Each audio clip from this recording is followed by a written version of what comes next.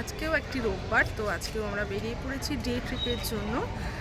তো আজকে সকাল সকাল বেরিয়েছি, শুরু করলাম মহাকালেশ্বর দর্শনের মধ্যে দিয়ে। আজকে আমাদের জার্নি স্টার্ট হলো। এই হচ্ছে মহাকালেশ্বর টেম্পল। ভেতরে মূলত শিব ঠাকুর রয়েছেন। তো আমরা ভেতরে ঢুকবো, দেখে নেব মহাকালেশ্বর মন্দির। আজকে আমরা শুরু করলাম মহাকালেশ্বর মন্দির দিয়ে আমাদের জার্নি। সঙ্গে থাকুন, দেখে নিন আজকে কী কী দেখে নিচ্ছি।